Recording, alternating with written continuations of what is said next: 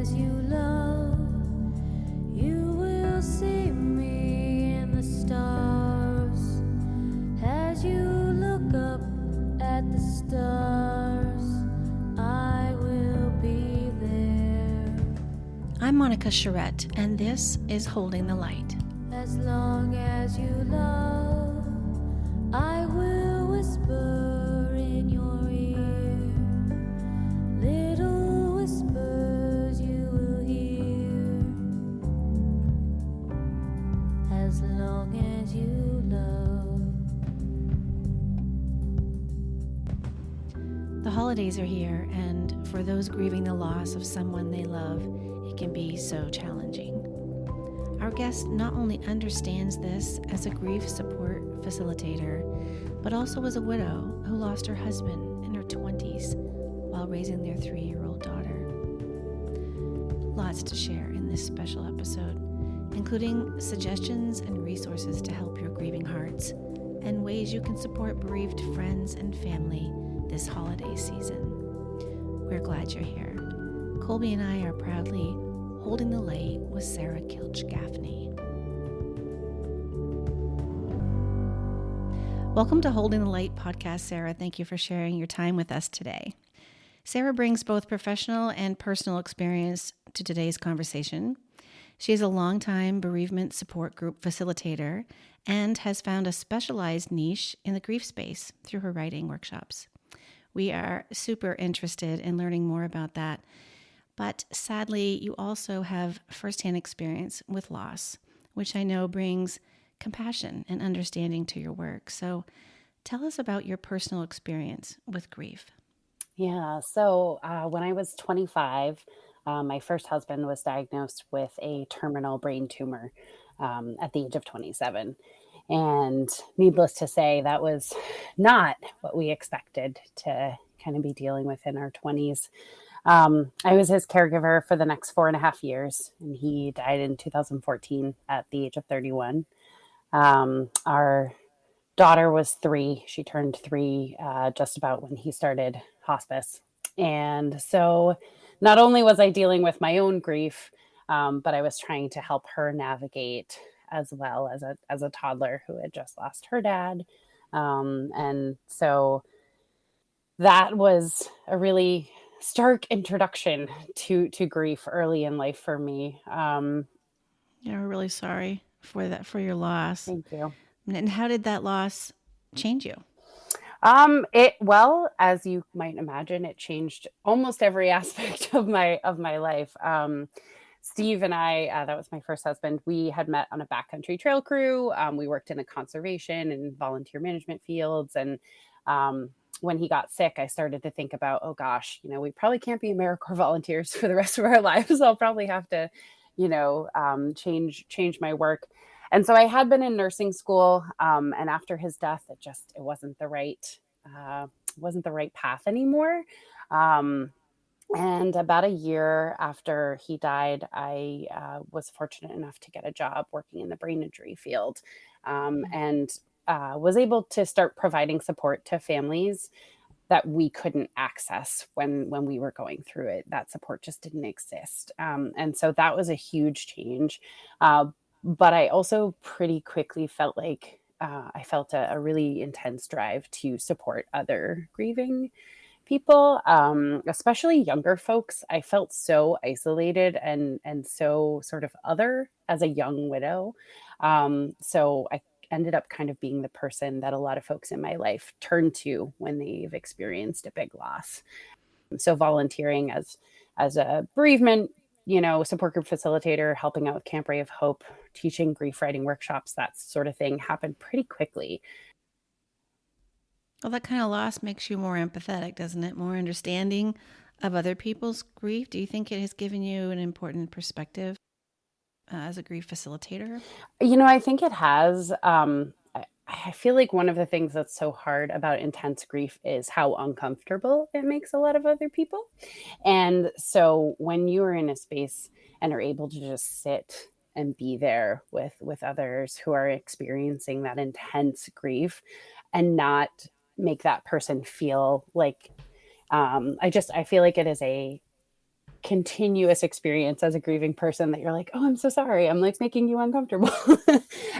Which is a weird thing to be apologizing for, but it happens. And so I think while there's a lot of different perspectives that are valuable for folks who are grieving, it is helpful sometimes to have that personal experience. And you've been there and you've survived it, and they can see that you're now, you're still surviving it. It doesn't go away, but you're moving through it. And I think that provides a lot of hope too, is to be able to see someone else who's survived a devastating loss and is still moving through it. Yeah, I think Colby and I have had this conversation a couple of times about balancing between wanting to share information about ourselves and worry that we're going to make people uncomfortable. But then sometimes you feel like in this grief illiterate world, people need to get uncomfortable with grief. Yes. And that is, and that's one thing I always tell folks who, if I'm connected with them directly, I'm like, you can't make me uncomfortable with your grief. You can tell me anything. We can talk through anything. I can just sit here. You can ask me questions, but you're not going to make me uncomfortable. I'm here for you. I'm in this.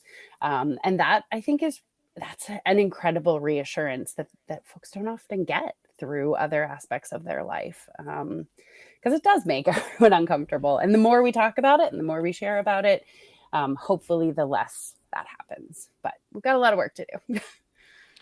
I'm curious, with your daughter at such a young age, how did you go about having that conversation around grief? Because I know so many parents, when a pet dies or something, they almost, sort of avoid it, the whole like, oh, they went to a farm kind of thing. But you can't really do that with her father. And so how did you go about explaining to her where he was or where you think he might be, or how to express her sadness or anger, or any emotions associated with the absence of her dad? Yeah, it was really hard. So 3 is a really challenging developmental age where kids, that permanence and the understanding of something not existing anymore is not fully developed. So early on, I had reached out to the local hospice folks and sort of was like, I have no idea what I'm doing. Like, somebody help me figure out how to talk to her about this. And my husband and I were always very straightforward with everyone in our life. We were willing to let people know how things were going. We did not, beat around the bush in terms of talking to our loved ones about what he was experiencing and what we were going through. And I've always felt the same way in my parenting. You have to kind of approach things age appropriately, but I've always been, let's tell the truth. Let's talk through this. And so they had given me some good advice, about like not using figurative language, make sure you're not saying that he went to sleep or went away or things like that. And they gave me some books, that I could read to her and kind of talk through it, but it was still really hard. And there were many times when he was dying and she said, oh, daddy's going to get better. It's going to be fine.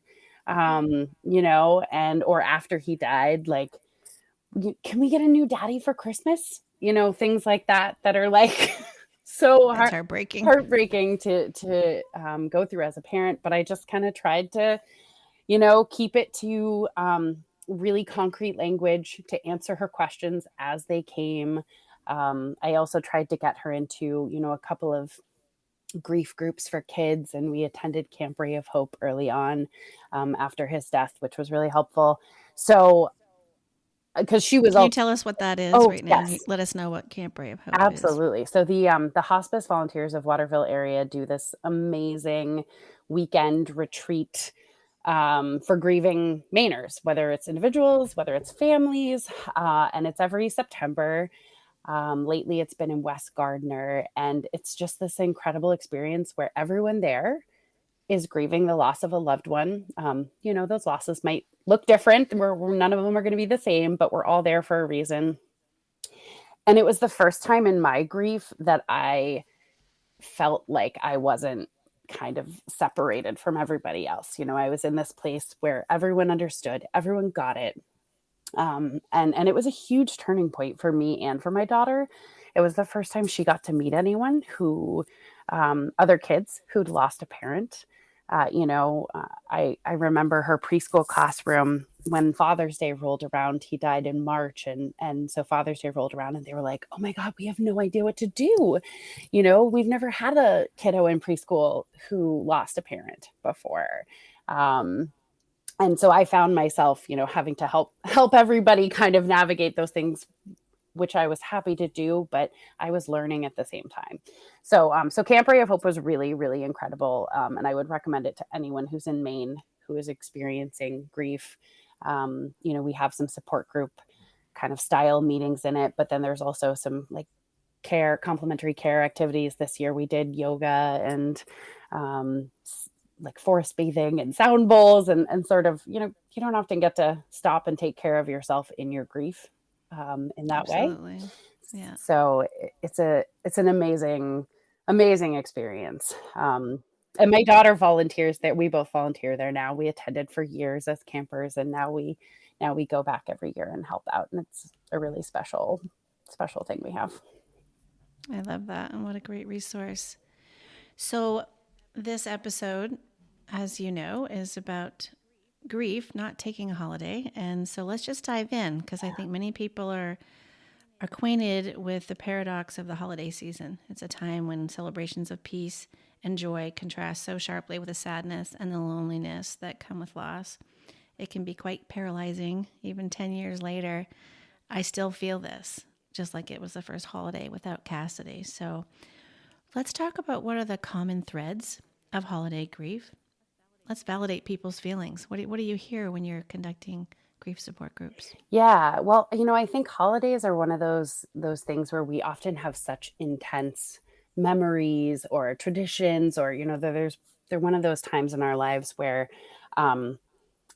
we turn to those things. And after a huge loss, it can just feel totally bewildering and not knowing, do I keep my traditions? Do I just totally give up? Do I try something else? And the good news is that there's really, in my opinion, no wrong way to do it. You kind of have to figure out what's going to work best for you. For some folks, that is holding on to those traditions and continuing them. And a lot of folks find comfort in that. And for other people, simply surviving the holidays is all that they can muster. And that's okay too. And you might find that you try something different, or something, presents itself, and okay, I'll give that a go. I'll see how that goes. So there's no wrong way to do it, but I think it's this intense feeling of discord in what you used to do and what your life used to look like. And now you're trying to navigate these days that are often fraught with a lot of emotion and memory and all of that. So what are some of the ideas you can offer those who are struggling? I mean, you talked about some of them. One that you didn't suggest, and I'm sure you would, is that it's okay to cancel a holiday if it makes sense for your family. Absolutely. There are going to be times for a lot of folks that facing anything from what life used to look like, holidays or otherwise, isn't going to work for them. And that's okay. There should be no shame about, nope, this year I just need to step away. I'm going to go, read a book on my couch or drown myself in Netflix or whatever, whatever you need to do to get through it. And sometimes social situations are really, really challenging. And I think that's the other thing that comes up a lot during the holidays. There's big gatherings, there are holiday parties and things like that. And you may not feel up for those things. And that's okay. You also might find comfort in them, and that's okay too. So you just have to really feel it out for yourself and know what's going to work best for you. And sometimes that takes a little trial and error. Yeah. And what do you suggest when you think about communicating those wishes with all of the people around you who you expect, or I should say, expect you to be the same person you were? Yeah, it's hard. I am always a big proponent of straightforward communication. So, letting folks know, hey, I really appreciate you inviting me to that, but I just don't feel like I can do it this year. Or something along those lines. Just be direct. It's very I think sometimes nice that people still invite invite grieving. You want to be invited, but you also want to feel like you can say no um, if it's not going to work. And I think that's one thing that when we're thinking about supporting people who are grieving is good for folks to remember is, offer, extend that invitation or that, well, hey, do you want to go get coffee? Do you want to come to this gathering? But don't take it personally if the person is like, nope, I just can't. And don't take it personally if they don't handle it with perfect grace either, because it's a time where very often, you're just trying to make it through the days. And so sometimes our manners aren't perfect or we don't get back to people or, something happens, but continue to extend those, friendly invitations, the you're still welcome here. You can come, please join us. But don't be offended if the person just can't do it, especially if the loss is new. Yes, and I always tell my friends, keep asking. Yep. Just because I say no 5 times in a row doesn't mean the sixth time I might be Right. able to join you. And it's meaningful to be asked because Absolutely. we so often feel left behind in our grief. I know one of the sensations I had after Steve died was that, like, how is the rest of the world just continuing on? Like, how is this Absolutely. even possible? And so those reminders here and there that we are still a part of that bigger world and bigger community and people do still care about us.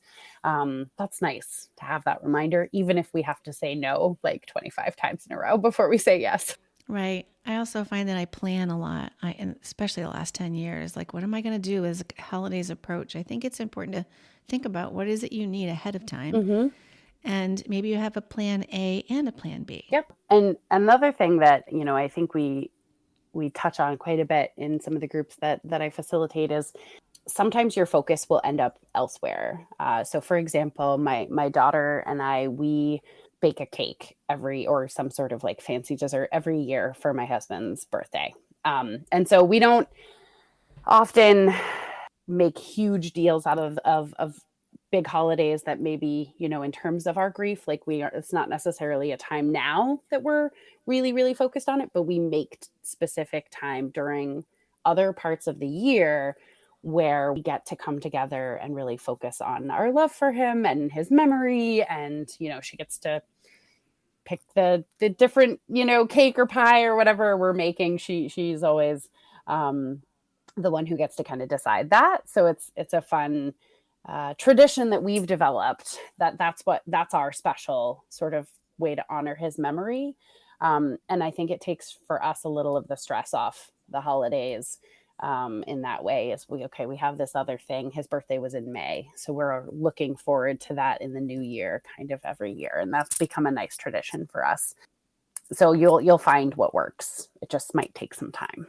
Yeah, certainly the feelings tend to be more intense during the holidays, but that doesn't suggest that you don't feel this way actually year round. Right. Grief is very linear and long. Constant companion. Unfortunately. We should also mention too that you should always seek help if you don't feel like you're handling your grief well on your own. Of course. I'm sure you do that in your support groups as well. Yes. And a lot of hospice organizations and hospitals and that type of thing will offer additional support during the holidays because it is so hard. So there are often kind of extra supports that come up during the holidays that you can access. And then, of course, one-on-one grief counseling, other things like that are really, really helpful. But yes, if you're struggling and it's too much, definitely reach out and get help. I know I struggle and always have, and this is new in the last 10 years, about seeing social media posts during the holidays. It's so painful seeing the joy and normalcy of intact families and siblings who reunite over the holidays. I'm sure that's, difficult for someone like Colby. So, and I know I'm not alone in this because a lot of grief moms share this with me. How do you think social media has played into holiday grief? I feel like it's a little bit of a mixed bag, right? There are some positives that have come out of social media. I know that I sometimes use it as a way to remember Steve. And so it's nice to be able to kind of make a post and hey, this memory, and get to remind everybody because sometimes it's helpful to have that.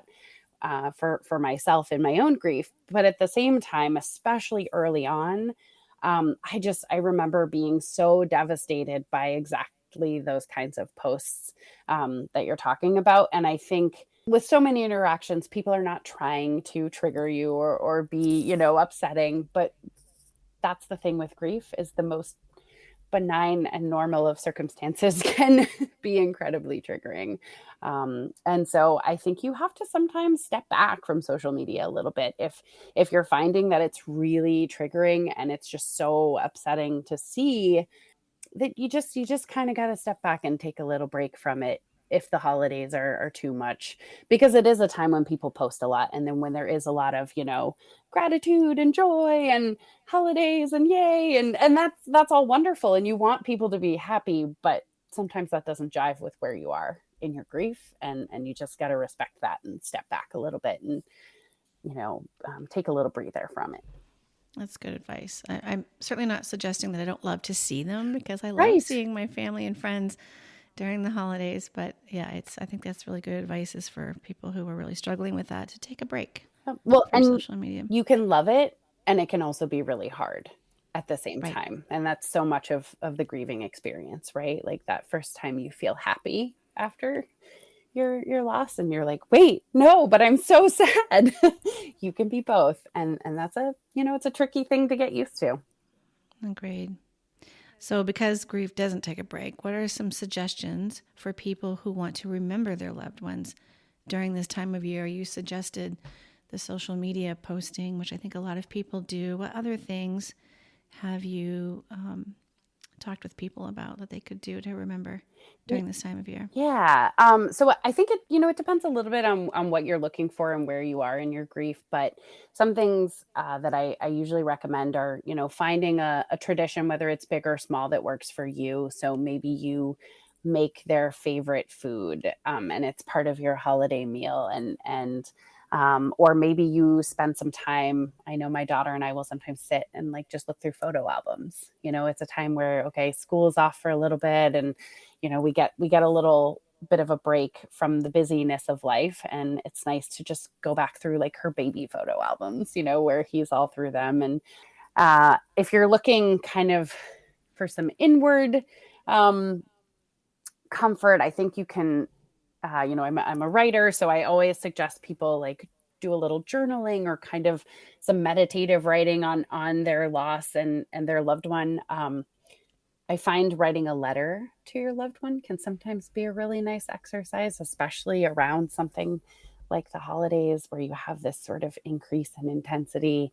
You can tell them anything you want, and no one else has to see it, but it's a nice exercise in remembering your loved one and sort of reaching out to them on the page. And something about the letter format really, really opens it up sometimes when our brains are feeling a little bit clamped down. Good. I want to talk more about the writing through grief. Before we do that, I just want to share a few things that some of the other parents have shared with me and what they do to remember their loved ones. Some of them are just so simple, but sometimes that's what you need, is somebody to say, oh, I can do that. Mm-hmm. Some people light a candle in their memory, either during a meal or in the evening or whatever special occasion. And they do that annually as a tradition. I've heard some families still keep a stocking for their loved one, especially their children. They ask people to write a memory and put them in the stocking, and then they read them aloud or privately. That brings them some joy. We've liked to volunteer for an organization that Cassidy was passionate about, or donate to that organization in their memory. And then some people have said they've created memory wreaths with their photos of their loved ones, or they've bought special ornaments every year in memory of that person. And I keep that list handy for people when ask me, what can I do? Yeah, absolutely. So let's turn to writing through grief, because you're a writer and an excellent writer. How has writing helped you move with your own grief, and why do you think it's so important when you share it with other grieving people? Yeah. So honestly, I'm not sure how I would have made it through my grief without writing. That was what I turned to early on, even with that anticipatory grief when Steve was on hospice and my entire life was falling apart in front of my eyes, I really turned to writing as a way to navigate it. It's just, for me, while I had good friends and I had an amazing support system and I was able to talk to people, I think I was able to process things better on the page. And so for me, that's just what ended up working. Over the years, I started teaching writing workshops. Actually, the very first one was at Camp Ray of Hope. The year after I had first attended, I met another widow friend that first year who was also a writer. And we joined forces the next year at camp and taught a little grief writing workshop for folk. It's a really easily accessible tool that I think sometimes surprises folks. And I love teaching people who don't consider themselves writers and who are like even a little bit scared of writing, right? It can be intimidating. And the workshops that I do are totally designed for like, no writing experience, non-writers welcome. We talk about our grieving process and how things like journaling or expressive writing can help that. But then we also will try some prompts. And that's where the magic kind of happens is, we'll read a poem or another passage, and then I'll have folks respond to that and do a little timer. And even for the most skeptical, it's very often a really powerful experience, and it opens up your mind and your memories. It is sometimes uncomfortable and it is sometimes really intensely emotional, but by the end of the workshop, people are just sort of like, wow, that was so it's a really incredible experience as a facilitator to kind of help people through their grief in that way, and then be able to send them home with, all right, here are some ways that you can keep doing this. It, doesn't cost anything.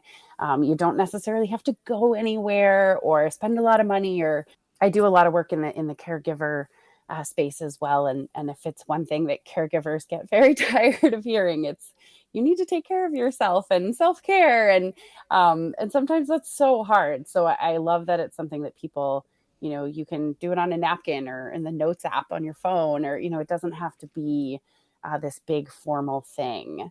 And no one else ever has to see it, right? Sometimes it's easier to put things on the page than it is to tell a friend or a therapist or anybody else in our lives. So that can be your own tool to process. And just, it's always there is the other thing. So if I'm having a hard day, I can sit down with a notebook and kind of write through some of what I'm feeling without it having to be a big to-do. It's right there. It's easy to get to. And it's always there when I need it. I also feel like this might be a really wonderful tool to process grief, especially for like older men, because there is this entrenched sort of societal gender norm of masculinity being sort of like, you can't show emotion, you can't share with people, there's a stigma around therapy, but this really is an opportunity to not allow those emotions and those thoughts just to kind of fester within your head and to express them. And like you said, it also isn't in some ways opening up a line of communication, whether it be with yourself or with a higher power or your loved one that you lost. Mm-hmm. Have you noticed that this has been really successful with men? And do you find that you get a lot of men that sign up for your seminar?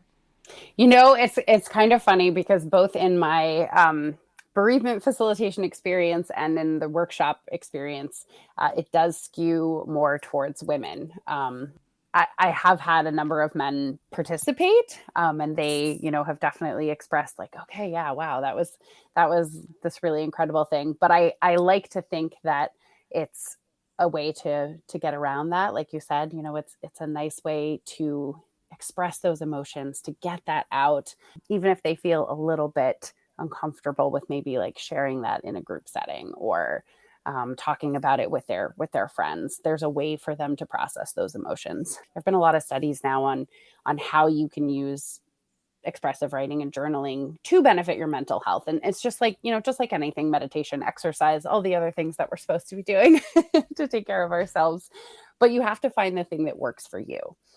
So for some people, a meditation practice or a lot of physical exercise are not things that they're going to be able to sustain, but maybe the writing is. So it's just another option for folks to use along the way. Yeah, and I really like the concept of the prompt too, because there's even sort of in my lifetime, I've noticed there's kind of like, oh, you journal sort of thing. And so the old joke is like, I'm not journaling, it's my captain's log, you know? Right. But I feel like with the prompt, it really kind of forces you to get outside of yourself. Have you ever like kind of composed these into like perhaps maybe like a set of almost like homework where once a week you sit down and here's my prompt for the week, or maybe like distributed amongst holidays or various like for here's your prompt for your loved one's birthday, here's your prompt for Christmas, that kind of thing? Is that something that you offer or have considered doing? I haven't put anything so formal together. I teach this workshop for a lot of like grieving individuals, caregivers, helping professions. We do like all sorts of different, and I tailor the prompts for the group. But one thing I'm doing this winter actually for the first time is doing like a guided writing series where we're going to get together for an hour once a week for 4 weeks, and it'll all be 3 or 4 writing prompts that folks can respond to. And if they miss it, they'll like get an email with them so that they can still do it at home. But it is incredible how different we respond to the exact same prompt. That's one thing I love when people share in the workshops. I never require anyone to, but I always offer the opportunity, and seeing the different directions that people go with a single prompt. It's amazing. And it really, you know, there are times even when I'm responding to a prompt where I think I'm going to go in one direction and I end up in a totally different, like, whoa, I did not know that was hiding in there. Like, okay, I guess I needed to work on that today.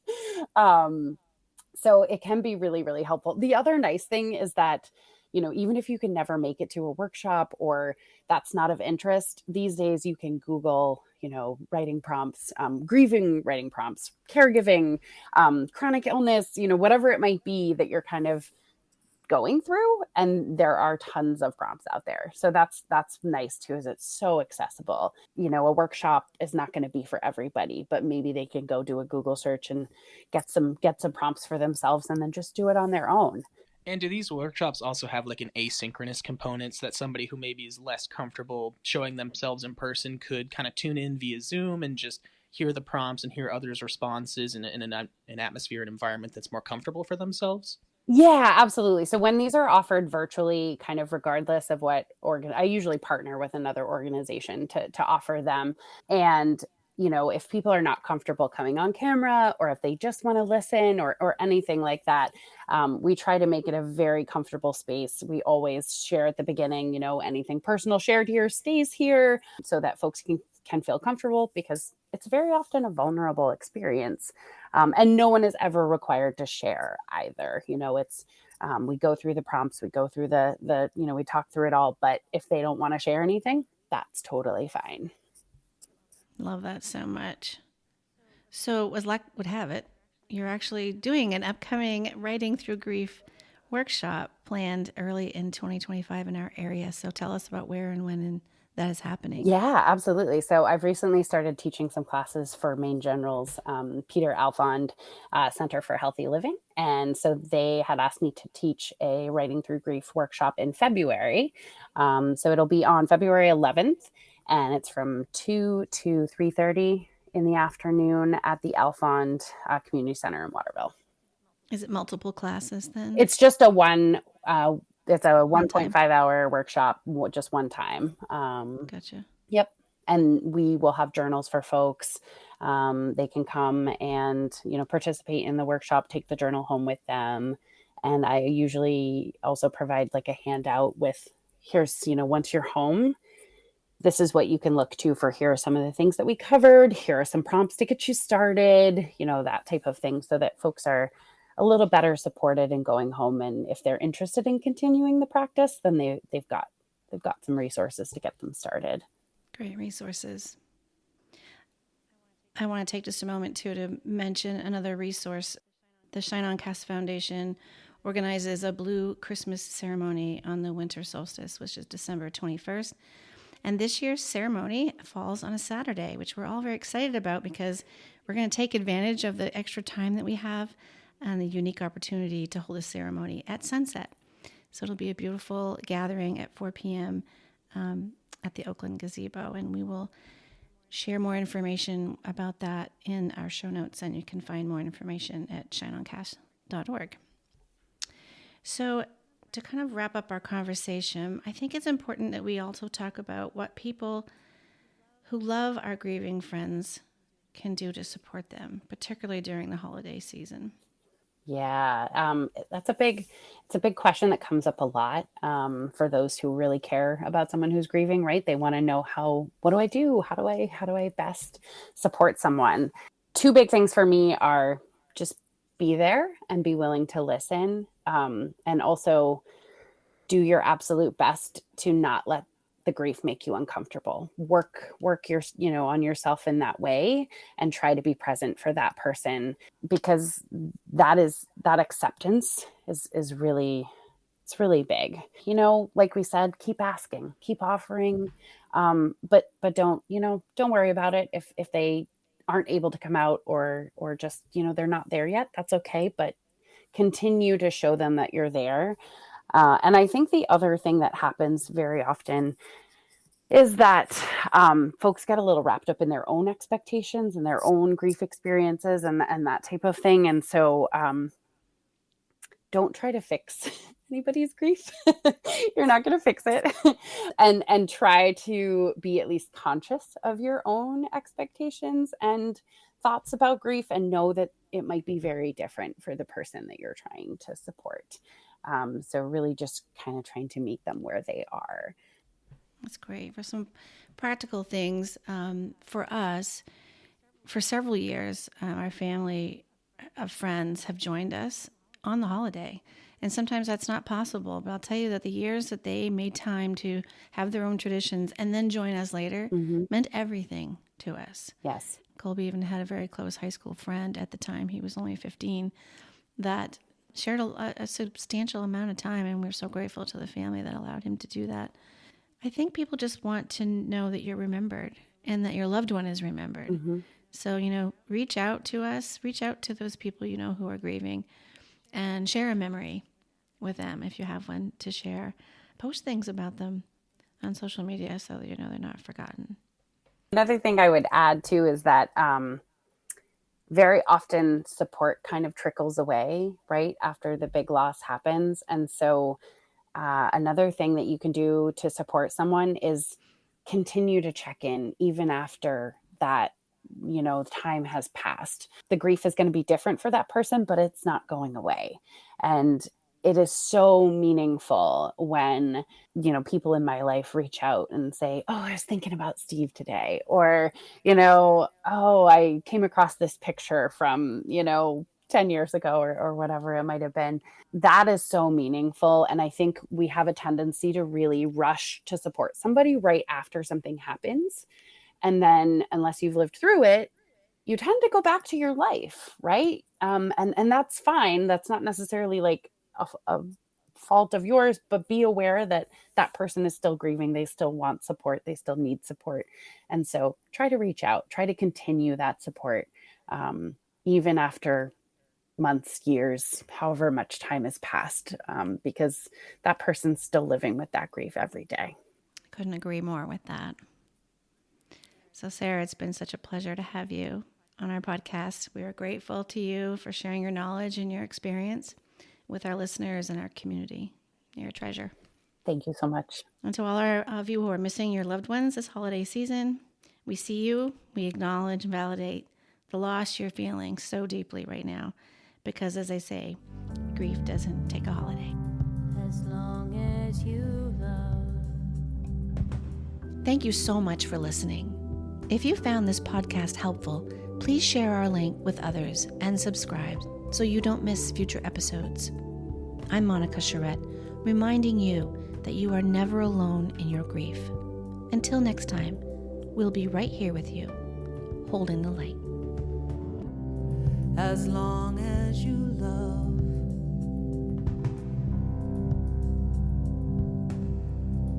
As long as you